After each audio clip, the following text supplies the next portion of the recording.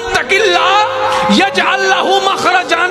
বান্দারে যে কোনো বিপদ আপদ মুসিবতে যখন তোমার ব্রেন বলবে বাঁচার কোনো উপায় নাই, চোখ বলবে বাঁচার কোনো রাস্তা নাই, তোমার ব্রেন বলবে বাঁচার কোনো উপায় নাই, তোমার চোখ বলবে, তোমার হাত বলবে, তোমার পা বলবে, এমনকি তোমার অস্তিত্ব জুড়ে বলবে এই বিপদ থেকে বাঁচার কোনো অবস্থা নাই, বাঁচার কোনো রাস্তা নাই, বের হওয়ার কোনো রাস্তা নাই, বের হওয়ার কোনো পথ নাই। যখন তুমি এমন কন্ডিশনে পড়ে যাওয়া, চতুর্দিক থেকে অভাব, চতুর্দিক থেকে অত্যাচার, চতুর্দিক থেকে তোমার জন্য অন্যায় জুলুম করা হচ্ছে, তোমার কোনো উপায় নাই, ওই অবস্থায়ও যদি তুমি আমার নবী রাহমাতুল লিল আলামিনের মহব্বতটা অন্তরে রেখে, লা ঈমানা লিমান লা মুহাব্বতুর কারণে কথাটা বলেছি, মহব্বতটা অন্তরে রেখে ওয়া মান ইয়াত্তাকিল্লাহ যদি পরিপূর্ণভাবে এতটুকু মন থেকে বিশ্বাস করতে পারো আমার আল্লাহ আছে, আমার আল্লাহ আছে, আমার আল্লাহ আছে, আমার আল্লাহ আছে, কেউ নাই, কেউ নাই, কেউ নাই, আমার আল্লাহ আছে। রব বলে ইয়াজআল লাহু মাখরাজান, তুমি এর বিবেক বলবে বাঁচার রাস্তা নাই, ওইখান থেকেও বাঁচার রাস্তা আমি রব তোমার জন্য করে দেব। সুবহানাল্লাহ। ওই পাগল তো আমাদের তুলনায় হাজার গুণ ভালো, যেই শিক্ষিত সার্টিফিকেট ওয়ালা হয়ে মাকে সম্মান দিতে জানে নাই, ওই ছেলের তুলনায় পাগলটা হাজার গুণ ভালো রে ভাই, হাজার গুণ ভালো। সে তো রবের কাছে বলতে পারবে মওলা এটা ঠিক ছিল না, বুঝতে পারিনি, কিন্তু আপনি আমি কি বলবো? রব বলবে সার্টিফিকেট ওয়ালা না তোরা, শিক্ষিত, পিএইচডি করেছিস, ডক্টর করেছিস, ডক্টরেট করেছিস, ডাক্তার হয়েছিস, ইঞ্জিনিয়ার হয়েছিস, হাফেজ হয়েছিস, মুআল্লিম হয়েছিস, তোর কি জানি বলে আলেম হয়েছিস, তুই এমন হয়েছিস তেমন হয়েছিস, তুই মাকে কেন কদর করলি না? কিসের অভাব? সার্টিফিকেটের অভাব নয়, নয়, নয়, মনুষ্যত্বের অভাব।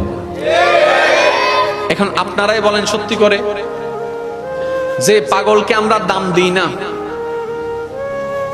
আমাদের তুলনায় পাগল হাজার গুণ। আমি একটু সবার মুখে শুনতে চাই, আমার তো তুলনা।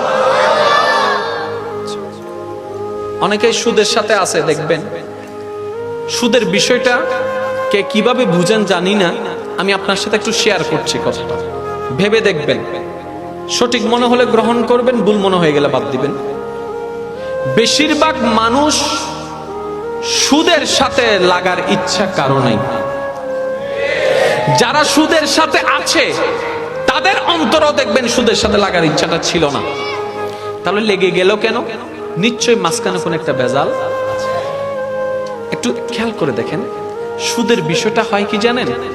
যখন অভাব সামনে চলে আসে, বিভিন্ন জায়গা থেকে যখন আমরা ধার কর্জ চাই আর পাই না, তখন বাধ্য হয়ে এমন জায়গায় গিয়ে আটকাতে হয় যেখানে সুদের লেনদেন থাকে।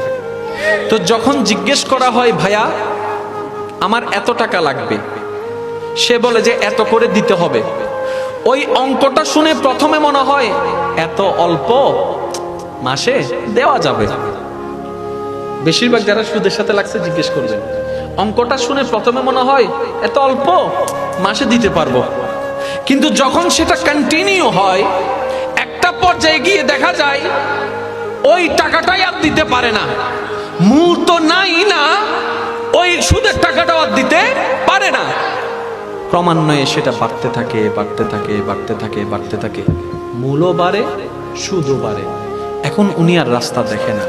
তো আমার ভাই ভাবতে বসে, কিরে প্রত্যেক মাসে বলেছিল ৩,০০০ করে, ৪,০০০ করে, ৫,০০০ করে, আমি তো একটা সময় ১০,০০০ করে কামাইতাম, তাহলে ৪,০০০ তো দেওয়াই যায়, এটাই তো আমার প্ল্যানিং ছিল। কিন্তু এমন পরিস্থিতি হলো কেন যে আমি আমার মূলটাও হারাই ফেলছি, ওই ৪,০০০ও দিতে পারছি না। বিষয়টা একটু শুনুন। যখন বিপদ আপনার সামনে, আপনার আশেপাশের মানুষের কাছে যখন আপনি সাহায্য চেয়েও পান নাই, তখন আপনি এমন পথকে বাছাই করেছেন, আপনি যেটাকে বলছেন, আমি যেটাকে বলছি বাধ্য হয়ে। রব তো আপনাকে আমাকে বলেই দিয়েছিল ওয়া মান ইয়াত্তাকিল্লাহ ইয়াজআল লাহু মাখরাজান।